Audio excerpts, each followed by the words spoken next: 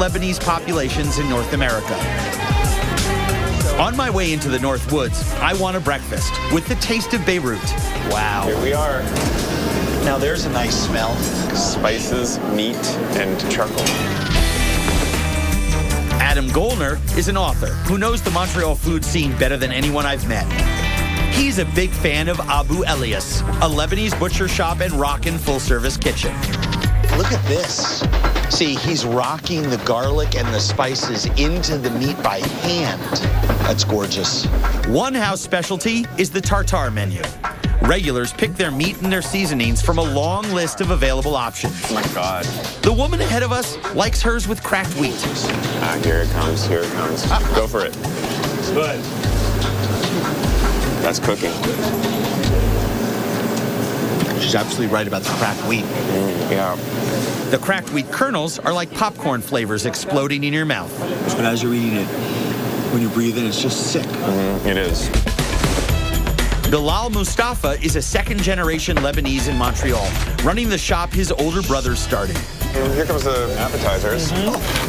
Oh my God. You're very welcome. Beautiful. Clearly, the family has assimilated into the local culture of serving mammoth portions. Hello, breakfast. This is kefta? That's kafta. That's the minced meat. That's the filet mignon. Oh, beef? Bon appetit. Jeez Louise. Braised lamb cooked with rice. Try this.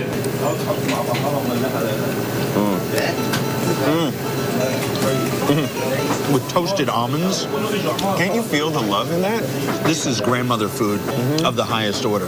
Throw it in one pot meal, eat off it for days. And to go along with all of this, Grandma would also be sure to give you a brain sandwich.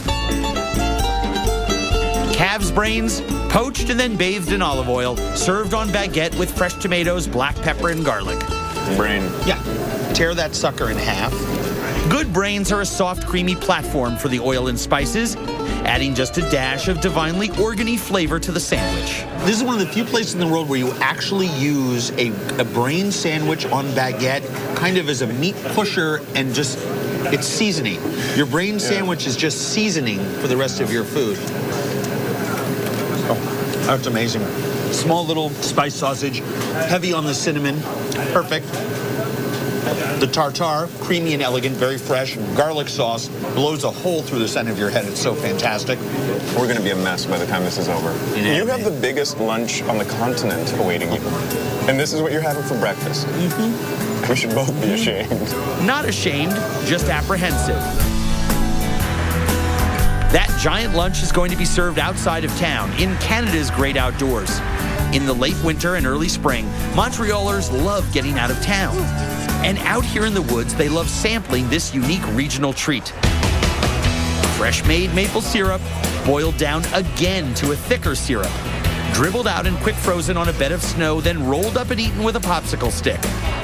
Frozen syrup on a stick is arguably the national dish of Canada. It's a treat most often sold in rustic little places like this one. They're called cabane sucre, sugar shacks. No, get your mind out of the gutter. The sugar here is the purest kind. This is what all the fuss is about, huh? All right, Canada, let me give it a shot. Wow. Yeah, that's the best thing ever. Oh, my God. Sugar Shacks sell syrup and candy and T-shirts. They offer kiddie rides, but it's the syrup snow I love best. From tree to boiler to snow. You just kind of shrink the number of hands that touch your maple syrup. That's ridiculous. It's chilly, chewy, dirty. Hello, American Dental Association. Sorry. The Sugar Shack experience is about as simple a pleasure as you can get. But there's another kind of Sugar Shack out here. About 70 kilometers out of Montreal, there's a Sugar Shack that stands as a monument to the Montreal culture of splendid excess. That's glorious. Is this like a little souffle baked in the shell? Oh, my God. Like my friend Adam said, I've got a rendezvous with maybe the biggest lunch on the continent. Oh, my goodness.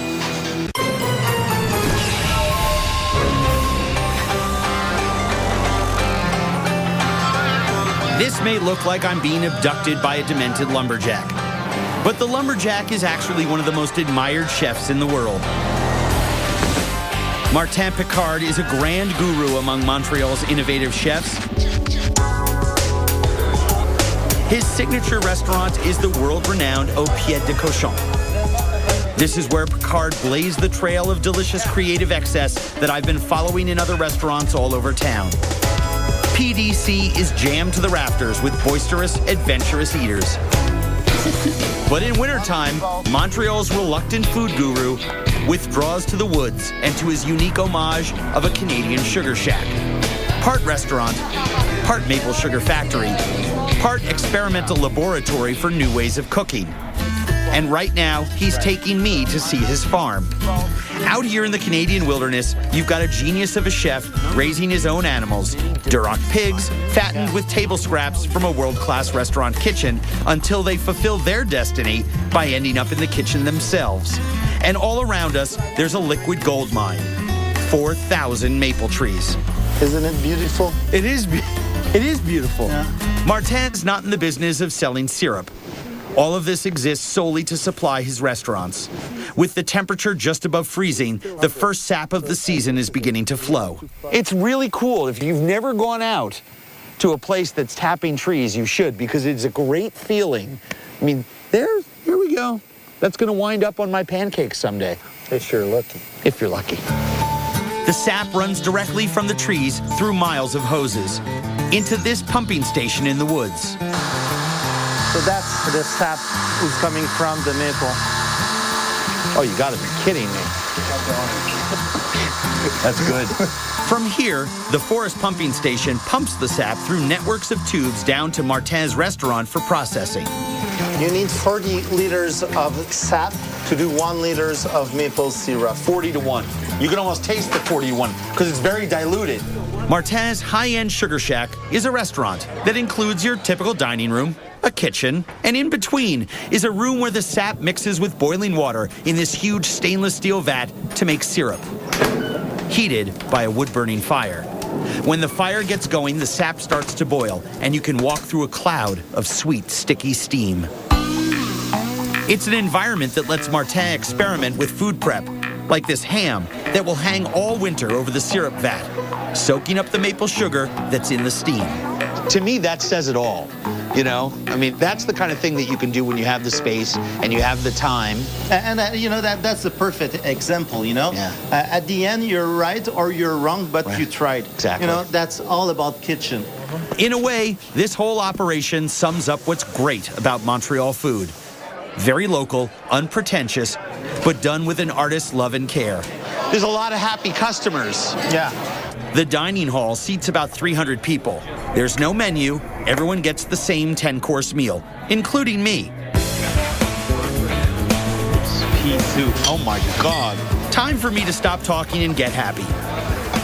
We're eating at a private table in the kitchen, the chef's ultimate clubhouse. Food writer Adam Gollner's agreed to meet me here, along with some of the staff from Martin's City restaurant, Marc Baudin, and chef de cuisine, Emily Hamzy. Every dish in this meal will be seasoned in some form or fashion with that fresh maple syrup. There's foie gras pea soup, salad with ham and fried pork rinds, a meat pie called a tourtière, Oh my. hand-smoked wild sturgeon, and a lobster maple soufflé. You have got to be kidding me. The soufflé is baked inside the shell. The lobster meat is served outside of it. And for this occasion, Picard is serving up the biggest lobster he has, a 9-pounder. Wow. Oh my.